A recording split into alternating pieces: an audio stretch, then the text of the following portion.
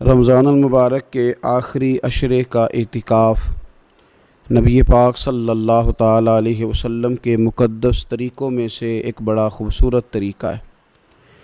قرآن مجید نے ارشاد فرمایا، میرے گھر کو خوب صاف ستھرا کرو، طواف کرنے والوں کے لیے اور اعتکاف کرنے والوں کے لیے اور رکوع اور سجود کرنے والوں کے لیے۔ نبی پاک صلی اللہ تعالیٰ علیہ وسلم نے ہر سال رمضان المبارک کے آخری عشرے کا اعتکاف فرمایا ہے۔ ایک سال کسی وجہ سے اعتکاف نہ فرما سکے تو اگلے سال 20 دنوں کا اعتکاف فرمایا۔ نبی پاک صلی اللہ تعالیٰ علیہ وآلہ وسلم نے اعتکاف کا جو مقصد بیان کیا وہ شب قدر کی تلاش بیان کیا۔ اعتکاف سے مراد یہ ہے کہ انسان سارا کچھ چھوڑ چھاڑ کے اللہ تعالیٰ کے گھر میں اس کی عبادت کے لیے، اس کو راضی کرنے کے لیے بیٹھ جائے، اور 10 دن جب وہ مسجد شریف میں حاضر رہتا ہے تو حضور صلی اللہ تعالیٰ علیہ وسلم فرماتے ہیں اللہ تعالیٰ اسے 2 حج اور 2 عمرے کا ثواب عطا کرتا ہے۔ اعتکاف کے اندر کچھ باتیں بڑی ضروری ہوتی ہیں، جیسا کہ انسان کو بلا ضرورت طبی مسجد سے باہر نہیں آنا، اس کو کوئی فضول بات نہیں کرنی، اس کو کوئی ایسا کام نہیں کرنا کہ جو شریعت اسلامیہ جس سے منع کرتی ہو۔ اس کے ساتھ ساتھ کچھ اعتکاف کے آداب بھی ہیں کہ اس نے 10 دن مسجد کے اندر رہنا ہے تو آخر اس نے کرنا کیا ہے۔ ہمارے ہاں لوگ مسائل پوچھ لیتے ہیں اور مسائل پوچھنے کے بعد پھر ان کی گنجائش سے بہت زیادہ فائدہ اٹھاتے ہیں۔ اس میں کوئی شک نہیں ہے کہ باہر سے آنے جانے والے آدمی کے ساتھ آپ گفتگو کر سکتے ہیں، ضرورت کے تحت آپ ٹیلی فون پر بھی بات کر سکتے ہیں، لیکن اس کو اگر آپ نے یہی کام کرنا تھا اور بہت زیادہ وقت اسی پر ضائع کرنا تھا تو پھر تو آپ پہلے سے باہر موجود تھے۔ اعتکاف میں آنے کا مقصود تو اللہ کی عبادت ہے۔ اعتکاف میں جب آپ آ گئے تو اس کا مقصد ہے کہ آپ کچھ دنوں کے لیے لوگوں سے کٹ کے اللہ کی بارگاہ میں حاضر ہو گئے، آپ نے اپنے رب کو راضی کرنے کا ارادہ کر لیا۔ تو اعتکاف میں ایک تو شوق سے آئیں۔ ہمارے علماء نے لکھا ہے کہ زندگی میں ایک بار تو اعتکاف کاری لینا چاہیے، اس پر توجہ ہو ہی جانی چاہیے۔ وقت ملنا تو زندگی میں پراپر طریقے سے تو بڑا مشکل ہوتا ہے، لیکن وقت نکال کے اعتکاف میں ایک دفعہ تو زندگی میں آ ہی جانا چاہیے، اور کسی کو ہر سال موقع مل جائے تو پھر تو کیا ہی بات۔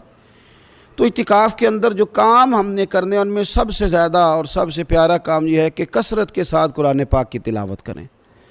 نبی پاک صلی اللہ تعالیٰ علیہ وآلہ وسلم رمضان المبارک میں قرآن پاک کا دور فرماتے تھے حضرت جبریل امین علیہ السلام کے ساتھ، اور جس سال حضور کا وصال ظاہری ہوا اس سال حضور فرماتے ہیں 2 مرتبہ قرآن پاک کا دور کیا۔ 2 دفعہ حضور نے حضرت جبریل امین کو قرآن شریف سنایا اور 2 دفعہ انہوں نے نبی پاک صلی اللہ علیہ وسلم کو سنایا۔ تو بہت کثرت کے ساتھ قرآن پاک کی تلاوت کی جائے۔ ایک پہلو اور بھی ہے اس کا، اس پر بھی آپ توجہ کریں گے۔ قرآن مجید کو پڑھنا بھی ضروری ہوتا ہے اور صحیح پڑھنا سب سے زیادہ ضروری ہوتا ہے۔ تو اگر آپ کسی ایسی مسجد میں تشریف فرما ہیں جہاں آپ کے لیے بندوبست کیا گیا ہے تو کوشش کریں کہ وہاں قاری صاحب سے، عالم صاحب سے، امام صاحب سے آپ قرآن مجید کو سیکھیں۔ اور کوئی زیادہ مشکل نہیں ہے، پورے 10 دن آپ موجود ہیں، اور اگر آپ 10 دن پوری توجہ کے ساتھ قرآن مجید کے مخارج پہ لگائیں گے تو امید ہے کہ بہت حد تک آپ کو قرآن مجید سمجھنے میں، پڑھنے میں آسانی ہونے لگی۔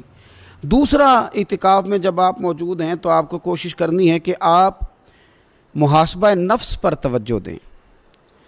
آپ اپنے اوپر غور کریں، زندگی میں کون سی ایسی غلطیاں ہیں جو جان نہیں چھوڑ رہی، ان کی کس طرح کر کے اصلاح کی جا سکتی ہے، کون سے ایسے کام ہیں جو میں کرتا ہوں تو اس غلطی میں زیادہ مبتلا ہو جاتا ہوں، اور کون سی ایسے کام ہیں، کون سی ایسی جگہ ہیں جہاں میں جاتا ہوں تو میرا ان غلطیوں سے نکلنے میں مجھے وہ جگہیں اور وہ کام مددگار ہوتے ہیں۔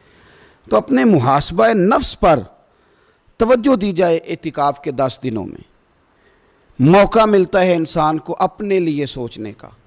حضرت مجدد الفسانی شیخ احمد فاروق سرہندی رحمۃ اللہ تعالی علیہ سے کسی نے پوچھا تھا کہ دنیا میں خوش نصیب شخص کون ہوتا ہے، تو فرمایا جسے دید قصور حاصل ہوتی ہے۔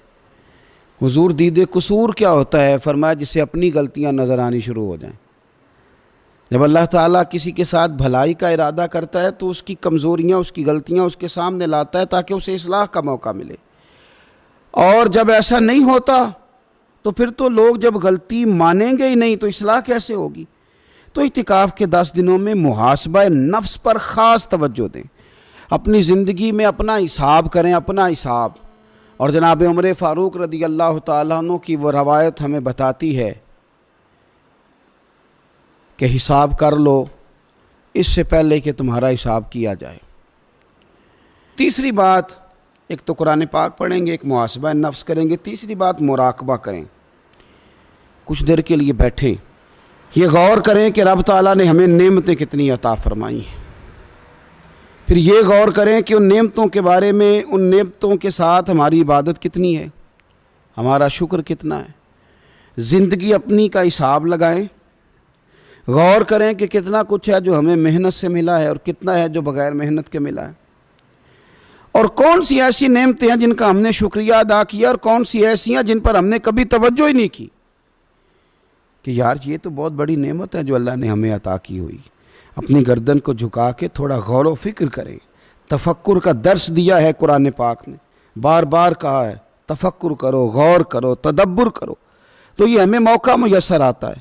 چوتھی بات، اعتکاف کے دنوں میں اپنے رب کریم کے ساتھ اپنی توجہ کو لگائیں۔ قرآن حکیم نے جو کہا نا کہ رب کی عبادت اس طرح کرو کہ تمہیں نا یقین حاصل ہو جائے، کھل کر اس کی بارگاہ میں سجدے کریں، دعائیں مانگیں۔ ہمارے صوفیہ فرماتے ہیں کہ ایک وقت آتا ہے کہ انسان کو خود اطمینان قلبی نصیب ہو جاتا ہے، اسے محسوس ہوتا ہے کہ واقعی میرا رب مجھ سے راضی ہے، اسے محسوس ہونے لگتا ہے کہ میں اپنے مالک کے قریب چلا گیا ہوں۔ وہ اس کثرت سے نفل پڑھتا ہے، اس ذوق کے ساتھ وہ اس کی بارگاہ میں دعائیں کرتا ہے، اس شوق کے ساتھ وہ تلاوت کرتا ہے، خود محسوس کرنے لگتا ہے کہ اب میرا دل لگنے لگ گیا ہے، اب میں دعا مانگتا ہوں تو مجھے لگتا ہے کہ قبولیت میری دعاؤں کے قریب آنے لگی ہے۔